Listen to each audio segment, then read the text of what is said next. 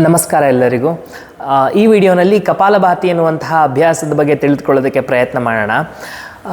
ಇದರಲ್ಲಿ ಕಪಾಲ ಅಂತ ಹೇಳಿದ್ರೆ ತಲೆಬುರುಡೆ ಅಂತ ಅರ್ಥ ಬರುತ್ತೆ. ಭಾತಿ ಅಂತ ಹೇಳಿದ್ರೆ ನಾವು ಹೊಳಪಿಸೋದು ಅಥವಾ ಚುರುಕುಗೊಳಿಸೋದು ಅಂತ ಅರ್ಥ ಬರುತ್ತೆ. ಇಂಗ್ಲೀಷ್ನಲ್ಲಿ ಹೇಳೋದಾದರೆ ಕಪಾಲಭಾತಿ ಅಂದರೆ ಸ್ಕಲ್ ಅಂತ ಅರ್ಥ ಬರುತ್ತೆ. ಭಾತಿ ಅಂದರೆ ಶೈನಿಂಗ್ ಅಂತ ಅರ್ಥ ಬರುತ್ತೆ. ನೀವು ಪದಗಳನ್ನು ಹಾಗೆ ನೀವು ಸಂಸ್ಕೃತದಿಂದ ಕನ್ನಡಕ್ಕೆ ವರ್ಗಾವಣೆ ಮಾಡಿದ್ರೆ ಈ ಅರ್ಥ ಬರುತ್ತೆ. ಆದರೆ ಒಳಾರ್ಥ ಏನಪ್ಪ ಅಂದರೆ ಕಪಾಲ, ನಿಮ್ಮ ತಲೆಬುರುಡೆ ಏನೇನು ಹಿಡ್ಕೊಂಡಿರುತ್ತಲ್ಲ ಅದನ್ನು ಚುರುಕುಗೊಳಿಸೋದಕ್ಕೆ ಸಹಾಯ ಮಾಡೋದಕ್ಕೆ ಈ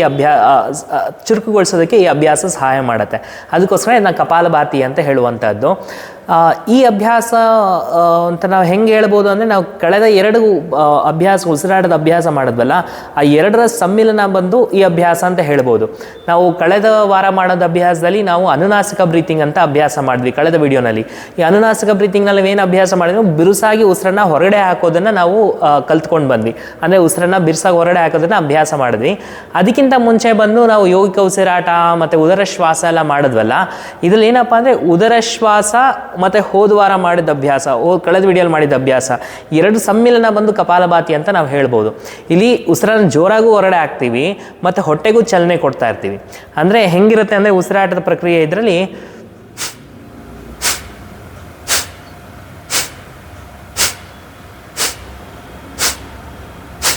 ಈ ರೀತಿ ಅಭ್ಯಾಸ ಮಾಡಬೇಕಾಗಿರುತ್ತೆ. ಇನ್ನು ಇಂಗ್ಲೀಷ್ನಲ್ಲಿ ಆ್ಯಕ್ಟಿವ್ ಎಕ್ಸಲೇಷನ್ ಆ್ಯಂಡ್ ಪ್ಯಾಸಿವ್ ಇನ್ಹೇಲೇಷನ್ ಅಂತ ಹೇಳಲಾಗುತ್ತೆ. ಅಂದರೆ ಒತ್ತಾಯಪೂರ್ವಕವಾಗಿ ಅಥವಾ ಬಿರುಸಾಗಿ ಉಸಿರನ್ನ ಹೊರಗಡೆ ಹಾಕುವಂಥದ್ದು ಮತ್ತು ಸಾಧಾರಣವಾಗಿ ಉಸಿರನ್ನು ತೆಗೆದುಕೊಳ್ಳುವಂಥದ್ದು.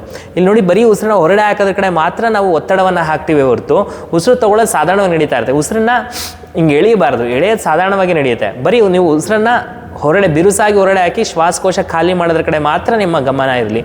ಸೊ ಇದನ್ನು ಕಪಾಲಭಾತಿ ಅಂತ ಹೇಳುವಂಥದ್ದು. ಮತ್ತು ಯಾವಾಗ ನೀವು ಉಸಿರನ್ನು ಈ ಥರ ವೇಗವಾಗಿ ನೀವು ಹೊರಗಡೆ ಹಾಕ್ತೀವಲ್ಲ, ಅವಾಗೇನಾಗುತ್ತೆ, ರಕ್ತ ಸಂಚಾರ ಮೆದುಳಿನ ಕಡೆಗೆ ಹೆಚ್ಚಾಗ್ತಾ ಹೋಗುತ್ತೆ.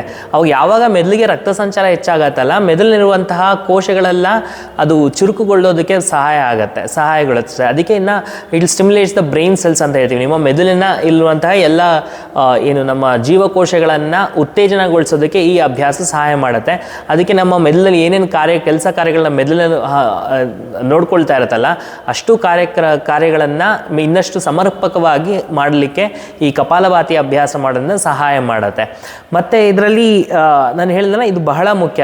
ಅದಕ್ಕೆ ನಾವು ಮೊದಲು ಏನು ಮಾಡಿದ್ವಿ, ಉದರ ಶ್ವಾಸ ಈ ಅಭ್ಯಾಸಗಳೆಲ್ಲ ಮಾಡಿದ್ದು. ಅದನ್ನು ಅಳವಡಿಸ್ಕೊಂಡು ಈ ಅಭ್ಯಾಸವನ್ನು ಮಾಡಬೇಕು. ಎಷ್ಟೊಂದು ಸರಿ ಇದರಲ್ಲಿ ತಪ್ಪೇನಪ್ಪ ಆಗುತ್ತೆ ಅಂದರೆ, ನಾವು ಎದೆ ಭಾಗದಿಂದ ಒತ್ತಡ ತರಕ್ಕೆ ಶುರು ಮಾಡಿಬಿಡ್ತೀವಿ. ಹಿಂಗಾಗ್ಬಿಡುತ್ತೆ. ಹಿಂಗೆ ಎದೆ ಭಾಗದಿಂದ ಬರ್ತಾ ಇರ್ತದೆ, ಎದೆ ಭಾಗದಿಂದ ಬರಬಾರ್ದು. ನೋಡಿ,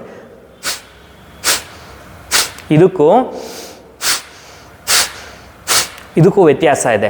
ನೀವು ಹೊಟ್ಟೆಯಿಂದ ಒತ್ತಡ ತಗೊಂಡು ನೀವು ಅಭ್ಯಾಸವನ್ನು ಮಾಡಬೇಕು.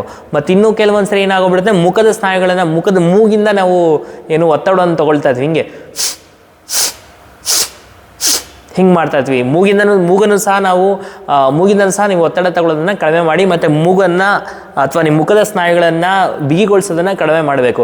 ಮುಖದ ಸ್ನಾಯುಗಳು, ಭುಜಗಳು, ಎದೆ ಭಾಗ ಇದೆಲ್ಲ ನಿಶ್ಚಲವಾಗಿರಬೇಕು. ಕೇವಲ ಹೊಟ್ಟೆಯ ಭಾಗಕ್ಕೆ ಮಾತ್ರ ಚಲನೆ ಆಗೋ ರೀತಿ ನೀವು ಅಭ್ಯಾಸವನ್ನು ಮಾಡಬೇಕಾಗಿರುತ್ತೆ. ಇದನ್ನು ಕಪಾಲಭಾತಿ ಅಂತ ಹೇಳುವಂಥದ್ದು. ನಾನು ಮಾಡಿ ತೋರಿಸ್ತೀನಲ್ಲ, ಅದನ್ನು ಅಭ್ಯಾಸ ಮಾಡುವಂಥದ್ದು. ಒಂದೇ ದಿವಸಕ್ಕೆ ಬರೋದಿಲ್ಲ, ಒಂದು ಸ್ವಲ್ಪ ಸಮಯ ತೊಗೊಳುತ್ತೆ. ಆದರೂ ಪರವಾಗಿಲ್ಲ. ಕೆಲವ್ರಿಗೆ ಒಂದೇ ದಿವಸಕ್ಕೆ ಬಂದುಬಿಡುತ್ತೆ, ಕೆಲವ್ರಿಗೆ ಒಂದು ಸ್ವಲ್ಪ ಸಮಯ ತೊಗೊಳುತ್ತೆ. ಆದರೂ ಪರವಾಗಿಲ್ಲ. ದಿನೇ ಅಭ್ಯಾಸ ಮಾಡ್ತಾ ನಿಮಗೆ ಆ ರಿದಮ್ ಅಂತ ಹೇಳ್ತೀವಿ, ಅದು ಸಿಕ್ಬಿಡುತ್ತೆ. ಅಲ್ಲಿವರೆಗೂ ಒಂದು ಸ್ವಲ್ಪ ನಿಮ್ಗೆ ಒಂಚೂರು ಹತ್ತು ಕಡೆ ಈ ಕಡೆ ಆಗ್ತಾ ಇರುತ್ತೆ, ಏನು ತೊಂದರೆ ಇಲ್ಲ. ಮತ್ತು ಇನ್ನೊಂದು ಅಂಶ ನೆನಪಲ್ಲಿ ಇಟ್ಕೊಂಡಿರಿ, ಸಾಧಾರಣವಾಗಿ ಕಪಾಲಭಾತಿಯನ್ನು ನಾವೇನು ಹೇಳ್ತೀವಿ, 1 ಸೆಕೆಂಡ್ 2 ಸ್ಟ್ರೋಕ್ ಮಾಡಬೇಕು ಅಂತ. ಅಂದರೆ ಈ ವೇಗದಲ್ಲಿ ಬರುತ್ತೆ.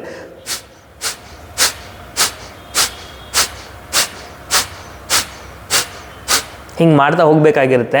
ಆದರೆ ಎಷ್ಟೊಂದು ಸರಿ ಏನಾಗುತ್ತೆ, ನೀವು ಈ ಥರ ವೇಗವಾಗಿ ಪ್ರಾರಂಭಿಕರಾಗಿದ್ದು ನೀವು ಹಿಂಗೆ ವೇಗವಾಗಿ ಮಾಡೋಕ್ಕೋಯ್ತು ಅಂದರೆ ಎಷ್ಟೊಂದು ಸರಿ ಉಸಿರು ಕಟ್ಟುವಂಥ ಸಂಭವ ಇರುತ್ತೆ. ಅಂದರೆ ಒಂಥರ ಏದು ಉಸಿರು ಬರೋ ಥರ ಆಗೋದು, ಉಸಿರು ಕಟ್ಟೋ ಥರ ಆಗೋದು, ಈ ರೀತಿಯೆಲ್ಲ ಆಗುವಂಥ ಸಂಭವ ಇರುತ್ತೆ. ಅದಕ್ಕೇನು ಮಾಡಿದರೆ, ಪ್ರಾರಂಭಿಕರಾಗಿ ನೀವು ಶುರು ಮಾಡಬೇಕಂದ್ರೆ ಸ್ವಲ್ಪ ಒಂದು ಸರಿ ಉಸಿರನ್ನು ಹೊರಗಡೆ ಹಾಕೋದಕ್ಕೂ ಇನ್ನೊಂದು ಸರಿ ಉಸಿರನ್ನು ಹೊರಗಡೆ ಹಾಕೋದಕ್ಕೂ ಸಾಕಷ್ಟು ಸಮಯಾವಕಾಶ ಇರೋ ಥರ ನೀವು ಮಾಡಿ. ಅಂದರೆ ತುಂಬ ನಿರಂತರವಾಗಿ ಮಾಡಿಬಿಟ್ರೆ ಯಾವಾಗ ನಿಮಗೆ ಉಸಿರು ಒಳಗಡೆ ಹೋಗೋದಕ್ಕೆ ನೀವು ಅವಕಾಶನೇ ಕೊಡೋದಿಲ್ವಲ್ಲ, ಅಂದರೆ ಉಸಿರು ಸಮರ್ಪಕವಾಗಿ ಉಸಿರು ಒಳಗಡೆ ಹೋಗಲಿಲ್ಲ ಅಂದರೆ ಅವಲ್ಲಿ ನಿಮ್ಗೆ ಒಂಥರ ಏದು ಉಸಿರು ಬಂದಂಗೆ ಆಗೋದು. ಅದಕ್ಕೊಂದು ಸ್ವಲ್ಪ ಸಮಯ ಕೊಟ್ಟು ಉಸಿರು ಒಳಗಡೆ ಹೋದ್ಮೇಲೆ ಆಮೇಲೆ ಉಸಿರನ್ನ ಹೊರಗಡೆ ಹಾಕಿ. ನೋಡಿ, ಹೀಗೆ ಉಸಿರು ಒಳಗಡೆ ಹೋಯ್ತಾ, ಹಿಂಗೆ ಅಭ್ಯಾಸ ಮಾಡಿ. ದಿನೇ ಅಭ್ಯಾಸ ಅಂದರೆ ಸ್ವಲ್ಪ ವೇಗ ಜಾಸ್ತಿ ಮಾಡಿ. ಆನಂತರ ದಿನೇ ದಿನೇ ಅಭ್ಯಾಸ ಮಾಡ್ತಾ ಇನ್ನಷ್ಟು ಬಿರುಸಾಗಿ ಮಾಡ್ಬೋದು. ಅದು ಎತ್ತಾನೆ ತುಂಬ ವೇಗವಾಗಿ ಮಾಡೋದು ಅಭ್ಯಾಸ ಬೇಡ. ಸ್ವಲ್ಪ ಸಮಯ ಕೊಟ್ಟು ನೀವು ಅಭ್ಯಾಸವನ್ನು ಮಾಡ್ತಾ ಹೋಗಿ. ಅದು ನಿಮಗೆ ಬಹಳಷ್ಟು ಅನುಕೂಲ ಮಾಡಿಕೊಡ್ತಾ ಹೋಗುತ್ತೆ. ಮತ್ತು ಈ ಕಪಾಲಭಾತಿಯಲ್ಲಿ ನಾನು ಮೊದಲು ಪ್ರಮುಖವಾಗಿ ನಾನು ಹೇಳಿದ್ದು ಬಂದು ನಿಮ್ಮ ಮೆದುಳಿನ ಕಾರ್ಯಕ್ಷಮತೆಯನ್ನು ವೃದ್ಧಿಗೊಳಿಸುತ್ತೆ ಅಂತ ಹೇಳಿದೆ. ಅದೊಂದೇ ಅಲ್ಲ, ಇದರಲ್ಲಿ ಬಹಳಷ್ಟು ನಿಮಗೆ ಸತ್ಪರಿಣಾಮಗಳು ಈ ಕಪಾಲಭಾತಿಯಲ್ಲಿ ದೊರೀತಾ ಹೋಗುತ್ತೆ. ನಾವು ಉಸಿರನ್ನ ಈ ಥರ ವೇಗವಾಗಿ ಹೊರಗಡೆ ಹಾಕೋದ್ರಿಂದ ನಮ್ಮ 2 ಹೊಳ್ಳೆಗಳನ್ನು ಸಹ ಶುದ್ಧೀಕರಣ ಮಾಡೋದಕ್ಕೆ ಸಹಾಯ ಮಾಡುತ್ತೆ. ಮತ್ತು ಹೊಟ್ಟೆ ಭಾಗಕ್ಕೆ ನಿರಂತರವಾಗಿ ನಾವು ಚಲನೆ ಕೊಡ್ತಾ ಇರೋದ್ರಿಂದ ಹೊಟ್ಟೆಯ ಭಾಗದಲ್ಲಿ ಒಂದು ಉಷ್ಣಾಂಶ ಅಥವಾ ತಾಪಮಾನ ವೃದ್ಧಿ ಆಗುತ್ತೆ. ಅದು ಬೆಲ್ಲಿ ಫ್ಯಾಟ್ ಅಥವಾ ಹೊಟ್ಟೆಲಿರುವಂತಹ ಕೊಬ್ಬಿನಂಶವನ್ನು ಸಹ ಕಡಿಮೆ ಮಾಡೋದಕ್ಕೆ ಈ ಪ್ರಾಣಾಯಾಮ ಸಹ ಈ ಅಭ್ಯಾಸ ಸಹಾಯ ಮಾಡುತ್ತೆ. ಮತ್ತು ಇದು ಹೊಟ್ಟೆ ನಾವು ನಿರಂತರವಾಗಿ ಚಲನೆ ಕೊಡೋದ್ರೆ ಹೊಟ್ಟೆಯಿಂದ ಒಳಾಂಗಗಳಿಗೂ ಸಹ ಅಂಗಮರ್ದನ ಅಥವಾ ಒಂದು ಮಸಾಜಿಂಗ್ ಎಫೆಕ್ಟ್ ಸಿಗುತ್ತೆ ಅಂತ ಹೇಳಲಾಗತ್ತೆ. ಮತ್ತು ಇದು ನಮ್ಮ ಜೀರ್ಣಶಕ್ತಿಯನ್ನು ವೃದ್ಧಿಗೊಳಿಸೋದಕ್ಕೆ ಮತ್ತು ಹೊಟ್ಟೆಲಿ ಏನೇನು ಕಾರ್ಯಕ್ರಮಗಳನ್ನೆಲ್ಲ ಏನೇನು ಕಾರ್ಯಗಳು ನಿರ್ವಹಿಸುತ್ತಲ್ಲ ಆ ಕಾರ್ಯಗಳನ್ನೆಲ್ಲ ಇನ್ನಷ್ಟು ಸಮರ್ಪಕವಾಗಿ ಮಾಡೋದಕ್ಕೆ ಸಹಾಯ ಮಾಡುತ್ತೆ. ಮತ್ತು ಕೆಲವೊಂದು ಯೋಗ ಶಾಲೆಗಳಲ್ಲಿ ಇಂದ ಪ್ರಾಣಾಯಾಮ ಅಂತ ಗಣನೆಗೆ ತೊಗೊಳ್ತಾರೆ, ಕೆಲವೊಂದು ಯೋಗ ಶಾಲೆಗಳಲ್ಲಿ ಇಂದ ಕ್ರಿಯೆ ಅಂತ ಗಣನೆಗೆ ತೊಗೊಳ್ತಾರೆ. ಅದು ಏನಾದರೂ ಪರವಾಗಿಲ್ಲ, ಬಟ್ ನಿಮಗೆ ಅಭ್ಯಾಸ ಮಾಡಿದ್ರೆ ನಿಮಗೆ ಸಿಗುವಂತಹ ಸತ್ಪರಿಣಾಮ ನಿಮ್ಗೆ ಸಿಗ್ತಾನೆ ಇರುತ್ತೆ.